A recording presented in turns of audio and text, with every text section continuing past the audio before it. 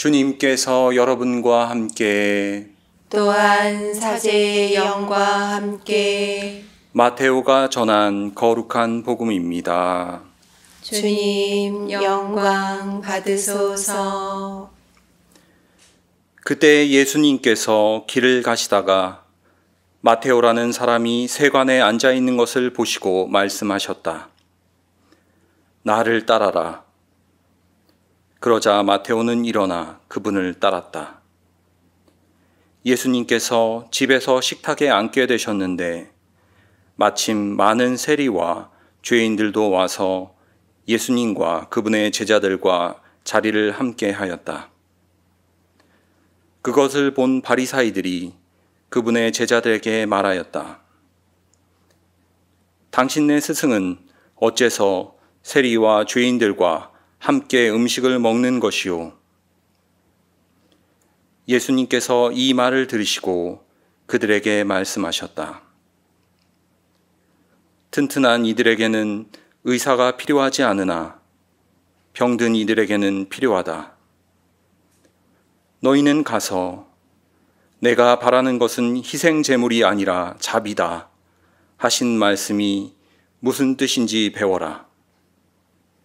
사실 나는 의인이 아니라 죄인을 부르러 왔다.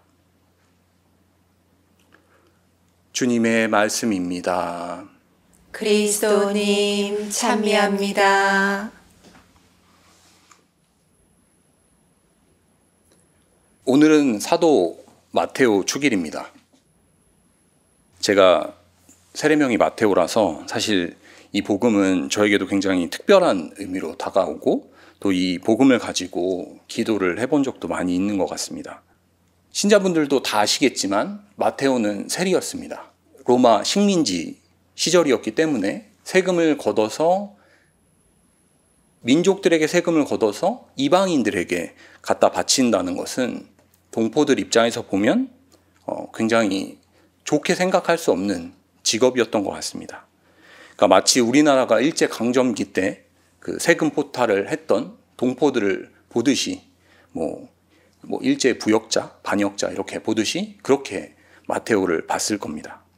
이 마테오를 예수님께서 부르시고 또 그 부르심에 응답한 이 마테오는 오늘 두 가지 측면에서 의미가 있는 것 같습니다. 첫 번째는 그 자신의 구원의 관점에서입니다. 세리라는 직업, 그러니까 먹고 살기 위해서 하는 직업이지만 마테오 스스로도 그것이 떳떳하진 않았을 겁니다. 마테오에게 가족이 얼마나 있었는지는 모르겠지만 만일 가족을 먹여 살리기 위해서 했더라면 나는 정말 하기 싫지만 그 일을 했었을 수도 있고 또 어쩔 수 없이 하는 일이지만 동포들에게 고통을 준다는 측면에서 마테오는 그 삶에서 아마 벗어나고 싶은 생각이 있었을 겁니다. 우리 역시 그 어떤 측면에서는 머리로는 또 이성으로는 내가 하느님께로부터 벗어나 있고 죄를 짓는다는 걸 알면서도 사실은 그 죄에서 벗어나는 것, 또 하느님께로 다가가는 것이 쉽지 않다는 것을 우리도 삶을 통해서 알고 있습니다. 신자들을 만나면 가끔 어떤 연유로 인해서 그 성당에서 하던 활동들 혹은 미사에 한 번, 두 번 빠지게 되고 그 한 번, 두 번이 한 달, 두 달이 되고 1년, 2년이 되면 나중에는 정말로 성당에 돌아오기가 어렵다고 이야기하시는 분들이 많이 있습니다. 그런 측면에서 봤을 때 오늘 마테오가 예수님의 부름을 받고 그 부르심을 따라 나선 것은 우리에게 참으로 용기를 줍니다. 마테오가 죄인이면서 고민했던 그 순간들에 예수님이 그를 부르시고 또 그 부르심에 마테오가 예수님을 따라 나선 그 장면들은 우리 역시 죄인이면서 하느님의 부르심을 받는 그런 사람들이고 또 그런 사람들을 예수님께서 오늘 이 순간에도 부르고 계신다는 것을 저희가 알 수 있을 것 같습니다. 두 번째는 이렇게 불림을 받은 마테오가 또 자신 역시 다른 이들을 예수님께로 불러들이는 그런 일에 동참한다는 것입니다. 오늘 복음에는 구체적인 묘사가 나오지 않지만 예수님이 마테오를 부르시고 마테오가 예수님을 따라 나섰다고 하는 바로 그 다음 구절에 예수님께서 식탁에 앉으시고 그 식탁 자리에는 다른 많은 죄인들과 세리들이 있었다고 이렇게 나오고 있습니다.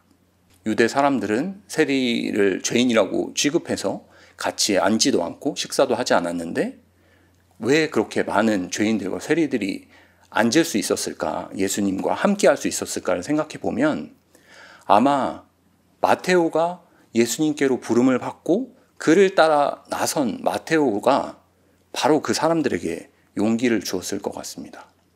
나도 죄인이고 내 마음 안에 어떤 죄에 대한 응어리가 있는데 저 사람이 저렇게 예수님을 따라 나서는 모습을 보고 나 역시도 용기를 얻어서 예수님께 가까이 갈 수 있었던 것이죠. 제가 예전에 그 수도에 처음 입회했을 때 그 수도에 그 같이 입회한 형제들하고 그 어떻게 수도회를 입회하게 됐는지 혹은 내가 어떻게 신자가 되었는지를 나누는 시간이 있었습니다. 그때 한 형제가 이런 이야기를 들려주었습니다. 그 형제는 가톨릭 집안에서 태어나지도 않았고 부모님도 신자가 아니시고 주변에 아무도 신자가 없었습니다. 그런데 20살이 될 무렵부터 이제 일을 해야 했습니다. 그래서 이 형제가 그 대형 마트에 가서 대형마트 점원으로 이렇게 일을 하기 시작했답니다. 그 대형마트 일이 뭐 아시겠지만 쉽지 않잖아요. 일도 고될 뿐만 아니라 손님들도 응대해야 되고 여러 가지 일이 힘들어가지고 자기가 굉장히 이렇게 좌절하고 있을 때 그 마트에서 알게 된 한 자매님, 그 자매님이 이렇게 눈에 들어오더래요. 왜 그런 거 하니? 그 힘든 일을 하면서 다들 이렇게 힘든데 그 자매님은 항상 그 힘든 일을 하면서도 표정이 너무 이렇게 좋더랍니다. 그래서 어느 날 이 형제가 그 자매님한테 가서 이모, 내가 이모를 보니 이렇게 힘든데도 항상 표정이 밝으셔요. 그래서 그 비결을 나한테 좀 알려달라. 나도 이렇게 행복하게 살고 싶다. 이렇게 얘기했더니 그 자매님이 그 주일에 그 형제를 성당으로 초대했답니다.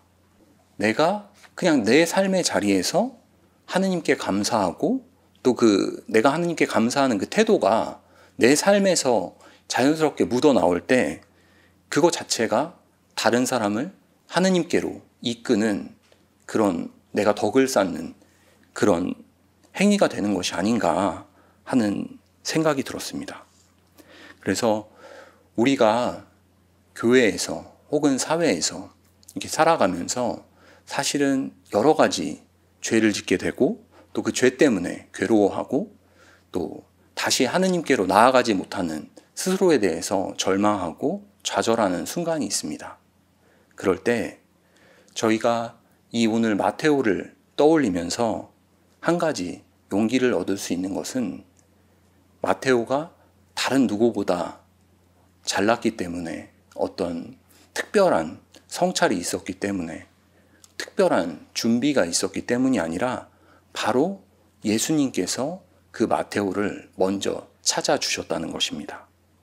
오늘 이 미사를 통해서 혹여라도 성당을 오래 못 나가서 그 죄책감 때문에 미사로 방송을 하고 계신 분들 혹은 또 성당에 어떤 활동을 하다가 상처를 받고 성당을 멀리 하신 분들 그 마음 하느님께서 알아주시고 다시 우리를 당신께로 부르신다는 초대한다는 그 하느님의 음성을 우리가 알아듣고 용기를 내어서 당신께로 다시 한번 나아갈 수 있도록 이 미사 중에 그러한 용기를 주십사하고 함께 기도했으면 좋겠습니다.